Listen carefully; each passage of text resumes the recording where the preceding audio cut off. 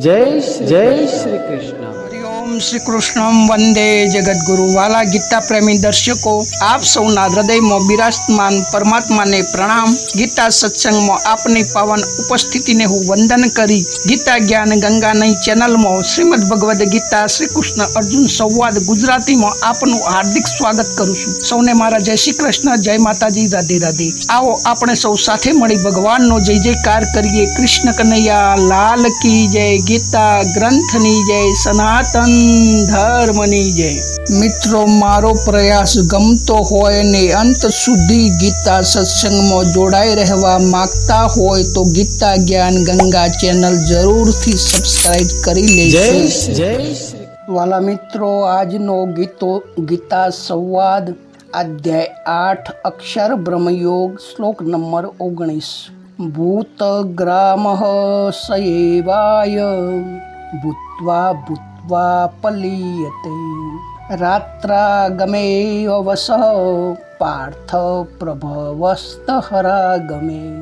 હે પાર્થ, એ જ પ્રમાણે પ્રાણીઓનો આ સમુદાય ઉત્પન્ન થઈને પ્રકૃતિને આધીન થઈ રાત આવતો લય પામે છે અને દિવસ આવતો ફરીને ઉત્પન્ન થાય છે। મિત્રો, શ્લોકના અર્થને વિસ્તારથી જોઈએ કે આગળના 18મા શ્લોકમાં ભગવાન કહી ગયા કે અવ્યક્તદ્વય વ્યક્તવ્ય સર્વા પ્રભવસ્ત હરાગમે રાત્રાગમે પલિયંતે તત્રે વા વ્યક્ત સંજ્ઞકે। કે બ્રહ્માના દિવસની શરૂઆતમાં અવ્યક્ત બ્રહ્માના શરીરમાંથી સૂક્ષ્મ શરીર સંપૂર્ણ પ્રાણીઓના શરીરો ઉત્પન્ન થાય છે અને બ્રહ્માંડની રાત્રિની શરૂઆતમાં તે અવ્યક્ત નામવાળા બ્રહ્માના સૂક્ષ્મ શરીરમાં જ બધા શરીરો લીન થઈ જાય છે, તે આપણે જોયું। તો મિત્રો, બ્રહ્માનો એક દિવસ અને એક રાત અર્થાત ચતુર્યુગી 4 યુગ પૂરા થાય મનુષ્યના, સતયુગ, ત્રેતા, દ્વાપર અને કલયુગ। આ 4 યુગ વીતતા દેવતાઓના એક દિવ્ય વર્ષ થાય। તો મનુષ્યના આ 4 યુગ એટલે કે સતયુગના 17,28,000 વર્ષો, ત્રેતાયુગના 12,96,000 વર્ષો, દ્વાપર યુગના 8,84,000 વર્ષો અને કલયુગના 4,32,000 એમ કુલ 43,20,000 વર્ષો પૂરા થતા મહાયુગ એટલે ચતુર્યુગ થાય। તો આને જો આપણા મનુષ્યના વર્ષોની ગણતરી કરીએ તો મનુષ્યના 4,32,00,00,000 વર્ષો પૂરા થાય ત્યારે 4 યુગ પૂરા થાય અને 4 યુગ પૂરા થતાં બ્રહ્માજીનો એક દિવસ પૂરો થાય। તો મિત્રો, અહીં એક સિદ્ધાંત કામ કરે છે કે દરેક વસ્તુ પોતાના સમયે જ બને છે। સમયે જો વસ્તુ ન બનવામાં આવે તો સમય વ્યર્થ જાય છે। મિત્રો, બ્રહ્મ બાવનીમાં એક દોહો આવે છે કે ઈંડું ફોડે અવસર જોઈ, કાલમાં નુન્યાધિક નહીં હોય, નુન્યાધિક જો કાલ રહે તો જીવ ન જીવતો ઈંડું મળે। તો મિત્રો, અહીં કહેવાનો ભાવાર્થ એ થાય છે કે પક્ષી પણ સમય અવસર જોઈ કાળની ગણના કરી અને ઈંડું ફોડે છે। જો કાળ સમય પહેલાં જો ઈંડું ફૂટી જાય તો અંદરથી જીવ જીવતો ના રહે અને સમય વીતતા ફૂટે તો પણ જીવ જીવતો ના મળે। તો યોગ્ય સમયે જ જો ઈંડું ફૂટે તો જ અંદરથી જીવ જીવતો મળે। તો પક્ષી પણ આ વાત જાણે છે। બીજી રીતે જોઈએ તો માળી સિંચે 100 ગળા પણ ઋતુ આયે ફલ હોય। કે માળી 112 માસ પાણી સિંચે, ગોળ કરે, ખાતર નાખે, પરંતુ જે તે ઋતુ આવે, જે તે છોડ વાયો હોય તેની ઋતુ આવે ત્યારે જ તેના ઉપર ફળ બેસે છે। તો અહીં આ બધું કહેવાનો મતલબ એ છે કે પ્રાણીઓ ક્યારે લય પામે છે અને ક્યારે તેની ઉત્પત્તિ થાય છે। તો સિદ્ધાંત એ છે કે કોઈ પણ વ્યક્તિનું ઋણ એટલે કે કર્મો પરિપક્વ થઈ ગયા હોય, ફળ આપવાની તૈયારી હોય તો એનો મોક્ષ થતો નથી અથવા સુષુપ્તિમાં ચાલ્યો જતો નથી. દાખલા તરીકે આપણું કંઈ પણ કામ બાકી હોય તો આપણને કદી ઊંઘ નથી આવતી. તો જ્યારે આપણું કામ પૂરું થાય અને બીજું કામ શરૂ થવાની તૈયારી હોય એ વખતે આપણે વિશ્રામ લઈ શકીએ છીએ. પછી એ ઊંઘ હોય અથવા વિચારોમાં રૂકાવટ આવી જાય. એ રીતે જેમ આપણે સંધ્યા વંદન કરીએ છીએ તો સવારે 6 વાગે જ સૂર્ય ઉદય થાય, બપોરે 12 વાગે જ સૂર્ય મધ્યાહને ગણાય, સાંજે 6 વાગે જ સાયંકાલ કહેવાય અને રાત્રે 12 વાગે જ મધ્યાહનકાલ કહેવાય. તો આ આપણા ઋષિ મુનિઓને, આપણા શાસ્ત્રોએ, સનાતન ધર્મને એટલા સમયને મહત્ત્વ આપ્યું છે કે સમયનું બહુ મહત્ત્વ આપ્યું છે, કારણ કે સમય જ મુખ્ય છે. જો સમયને આગો પાછો કરવામાં આવે તો કામ બનતું નથી અને જો સમયની ટ્રીક જાણી લેવામાં આવે તો મહાન કાર્ય પણ આસાનીથી થઈ જાય છે. અમુક સમય હોય છે, જેમ અભિજીત નક્ષત્ર, પછી આપણે સૂક્ષ્મણા નાડીનો જે સમય આવે છે દ્વાર ખુલવાનો, આ બધા ઋષિ મુનિઓ જાણે છે, જેમને પોતાના ટ્રીકથી, પોતાના અનુભવથી એક જાણ્યું છે અને બતાવે છે, કબૂલ કરે છે કે આ સમયે જો ધ્યાન ભજન વધુ કરવામાં આવે તો તેનો વધુ ફાયદો થાય. અમુક પર્વો, અમુક સમય, અમુક જેમ કુંભ મેળો, તો અમુક સમયે જ કુંભ મેળો અમુક ક્ષેત્રમાં જ ભરાય તો જ એનું ફળ વધુ મળે. એ આપણે બધું જાણીએ છીએ અને તેનો ઉપયોગ લાભ લઈએ છીએ. તો અહીં કહેવાનો મતલબ એ છે કે જ્યારે સમસ્ત પ્રાણી કે સૃષ્ટિના સમસ્ત પ્રાણીઓનું કર્મફળ આપવાનો સમય અટકી જાય ત્યારે જ સૃષ્ટિ લય થાય છે. નહીં તો સૃષ્ટિ લય થવી સંભવ જ નથી. એક પણ પ્રાણીનું જો કર્મ ફળ આપવા તત્પર હોય તો બ્રહ્માજી ધારે તો પણ સૃષ્ટિનો લય કરી શકતા નથી. એટલે કાળગણના અનુસાર બ્રહ્માજીનો દિવસ પૂરો થતાં જે સેકન્ડે બ્રહ્માજીનો દિવસ પૂરો થાય એ સેકન્ડે સમસ્ત પ્રાણી સમુદાયના ટોટલી કર્મો, જે સિંચિત કર્મો છે એ ફળ આપવાની તૈયારીમાં હોતા નથી અને જે પ્રારબ્ધ કર્મો છે એ ટોટલી ભોગવાઈ ગયા હોય છે. એ સમયે જ સૃષ્ટિનો પ્રલય એટલે કે સૃષ્ટિ બ્રહ્માજીમાં લીન થઈ જાય છે અને બ્રહ્માજીની રાત્રિ શરૂ થઈ જાય છે અને રાત્રિ પાછી પૂરી થતાં જે તે કર્મો સૃષ્ટિના જીવોના ફરીથી પાછા પરિપક્વ થઈને ફળ આપવાની તૈયારી થાય છે ત્યારે જ સૃષ્ટિ ફરીથી ઉત્પન્ન થાય છે.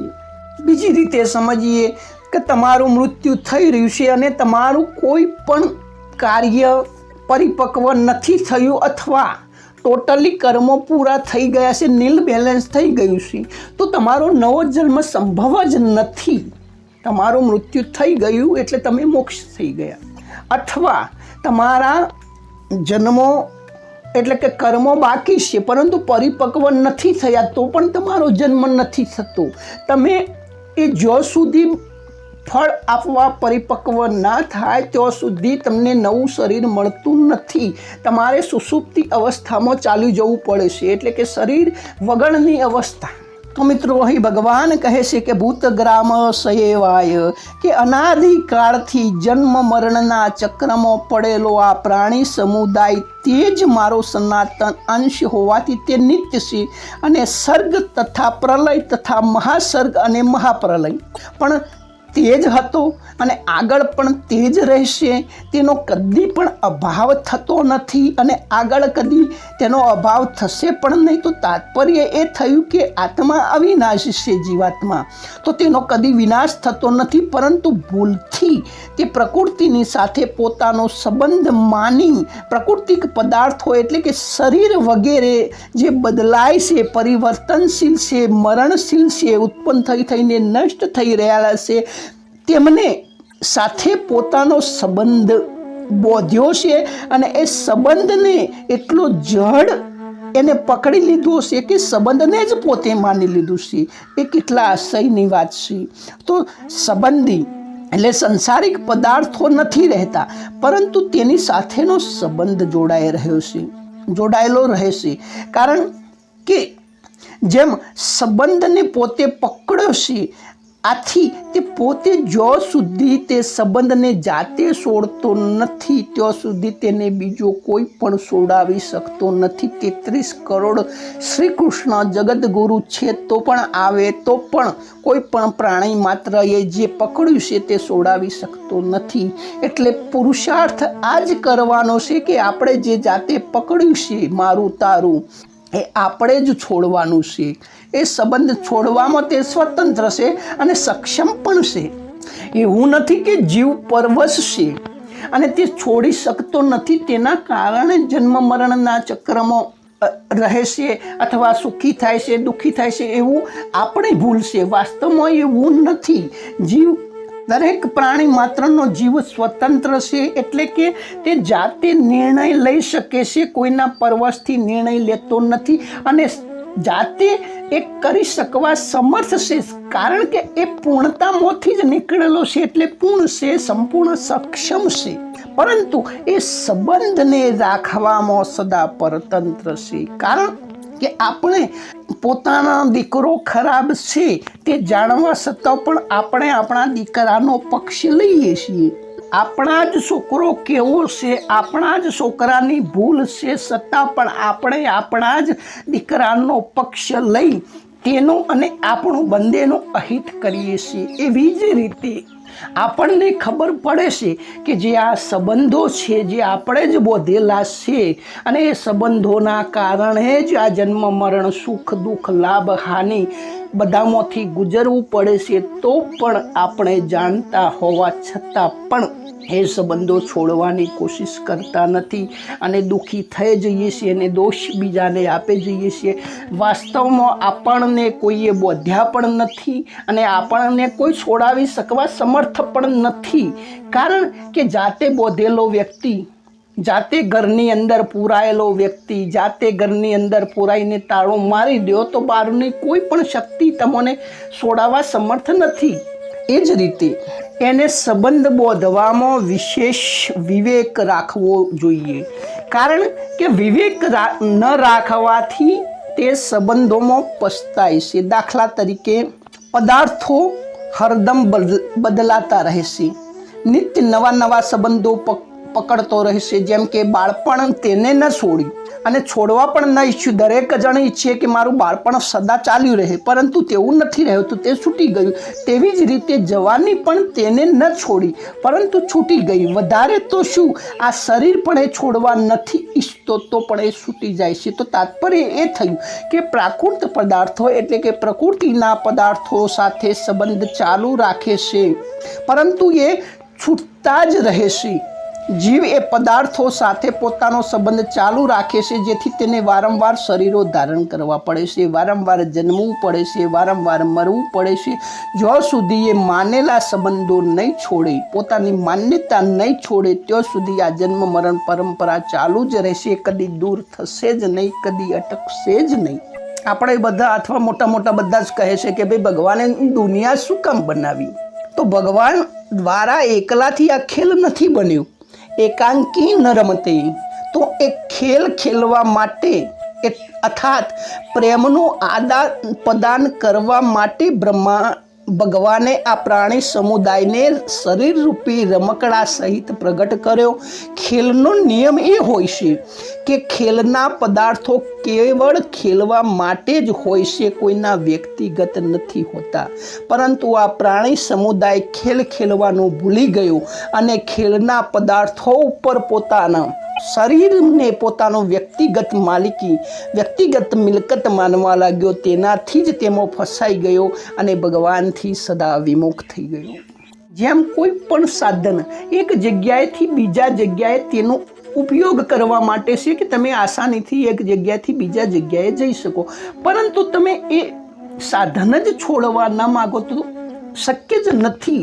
છોડવું જ પડે, પરંતુ બસ ભૂત્વા ન પલિયતે, આ પદો શરીરને માટે કહેવામાં આવે છે, જે ઉત્પન્ન થાય છે, નષ્ટ થતા રહેશે, જેમાં પ્રતિક્ષણે પરિવર્તન બદલાવ થતું રહેશે, પરંતુ જીવ એ શરીરના પરિવર્તનને પોતાનું પરિવર્તન અને પોતાના જન્મ મરણ વાને પોતાનું જ જન્મ મરણ માને છે. વાસ્તવમાં આ શરીરનું જન્મ મરણ થાય છે અને પોતે સત્ય સ્વરૂપ છે. ભૂત ગ્રામ ચ એવાય, અને શરીર ઉત્પત્તિશીલ અને વિનાશશીલ છે. ભૂત્વા ભૂત્વા પલિયતે, એટલા માટે શરીરને ધારણ કરવા અને જન્મ મરણ થવું એ પરધર્મ છે. જીવાત્માનો ધર્મ નથી અને મુક્ત થવું એ સ્વધર્મ છે. રાત્રાગમે વશ પાર્થ પ્રભવત્ય હરાગમે. તો અહીં અવશ્ય કહેવાનું તાત્પર્ય એ થયું કે જો આ જીવ પ્રકૃતિની વસ્તુઓમાંથી કોઈ પણ વસ્તુને પોતાનો માનતો રહેશે, પોતાની માનતો રહેશે, તો તેનો વહેમ તો એ જ હશે કે હું આ વસ્તુનો માલિક છું, પણ સાથે સાથે એ તેનાથી પરવશ અને પરાધીન થઈ જશે. પ્રકૃતિ પદાર્થોને જેટલો અધિક ગ્રહણ કરશે, જેટલું એના ઉપર અધિકાર જમાવશે, એટલે એની આદત પડી જશે ને આદતથી મજબૂર એ પરવશ જ વ્યક્તિ હોય છે, તેટલો તે વધારે તંત્ર થતો જશે. તેની સ્વતંત્રતા કદી પણ પાછી નહીં આવે. બ્રહ્માજીના જાગતા અથવા સૂતા, એટલે કે સૃષ્ટિની ઉત્પત્તિ અથવા પ્રલય થતાં પણ તેનું કોઈ મોક્ષ મુક્તિ નહીં થાય. આ દુઃખરૂપી આ જન્મ મરણના ચક્કરમાંથી નહીં છૂટે, પરંતુ જ્યારે તેની પ્રકૃતિ અને પ્રકૃતિજન્ય પદાર્થોથી પરવશતા દૂર થશે, અર્થાત તેને પ્રકૃતિના સંબંધોથી સર્વથા અલગ એવા પોતાના શુદ્ધ સ્વરૂપનો બોધ થઈ જાય, તો પછી તે મહાસ્વર્ગમાંથી પણ ઉત્પન્ન નથી થતો અને મહાપ્રલયમાં પણ તે વ્યથિત નથી થતો. સંજેપી નોબજાયતી પ્રલયંતે ન વ્યથસ્થિતે, ગીતા અધ્યાય 14 શ્લોક 2. તો મૂળ પરવશતા જ પ્રકૃતિજન્ય પદાર્થોને મહત્વ દેવા અને તેને સ્વીકાર કરવામાં જ છે, અને આ પરવશતાને જ ક્યોક કાળ, ક્યોક સ્વભાવ, ક્યોક કર્મ અને ક્યોક ગુણોની પરવશતાના નામે કહેવામાં આવી છે. અહીં ભગવાન 4 જગ્યાએથી જીવાત્મા પરવશ બનતો કહેવાનું કારણ દર્શાવ્યું છે કે ક્યોક સમયના કારણે, ક્યોક પોતાના સ્વભાવના કારણે, ક્યોક પોતાના કર્મના કારણે અને ક્યોક પોતાના ગુણોના કારણે પરવશ થાય છે. તો આ પ્રકૃતિ પ્રાણી સમુદાય આ પરવશતા ત્યાં સુધી રહેશે જ્યાં સુધી તે પ્રાકૃત પદાર્થો એટલે કે સંસારિક પદાર્થો, સંસારિક શરીર સંયોગજન્ય માન્યતાના સુખ લેવા ઈચ્છે છે. વ્યક્તિ અને પદાર્થ સંયોગજન્ય સુખની ઈચ્છાથી જ એ પરાધીનતા ભોગવતો રહેશે અને એવું માનતો રહેશે કે તે પરાધીનતા તેનાથી છૂટતી નથી, તેને છોડવી બહુ કઠિન લાગે છે, પરંતુ આ વાસ્તવિક સત્ય નથી. તે પરવશતા તેની જ બનાવેલી છે, તે આપમેળે નથી આવી અથવા કોઈના દ્વારા તેના ઉપર થોપી દેવામાં નથી આવી. આથી તેને છોડવાની જવાબદારી પોતાની સ્વયંની છે અને તે જ્યારે ઈચ્છે ત્યારે તેને આસાનીથી છોડી શકે છે. આ વ્યક્તિ સમજતો નથી. તો મિત્રો, આ શ્લોકમાં ભગવાને અનિત્ય સંસારનું વર્ણન કરી હવે આગળના શ્લોકમાં પરમાત્માના મહિમાનું વર્ણન કરશે. તો આપે ભગવદ્ જેવા ગુડ ગ્રંથ માટે સમય કાઢી સમય આપ્યો તે બદલ આપ સૌનો ધન્યવાદ. ફરીથી આવતા શ્લોકમાં આગળ મળીશું. ત્યાં સુધી સૌને જય શ્રી કૃષ્ણ, જય માતાજી, રાધે રાધે.